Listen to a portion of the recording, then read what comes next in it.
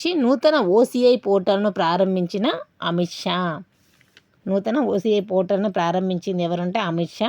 OCI అంటే ఏంటంటే overseas citizen of India. కేంద్ర హోంమంత్రి అమిత్ షా మే 19న ప్రారంభించారు. అసలు పౌర అనుకూల పాలనను ముందుకు తీసుకువెళ్లడంలో ఆధునికీకరించిన ఓసీఐ ఓ పెద్ద ముందడిగని ప్రధానమంత్రి నరేంద్ర మోడీ గారు వ్యాఖ్యానించారు. దీనిలో కొత్త ఫ్యూచర్లు, మెరుగైన కార్యాచరణ, భద్రత, యూజర్ అనుకూలం అనుభవం ఉంటుందని అమిత్ షా తన సందేశంలో పేర్కొన్నారు.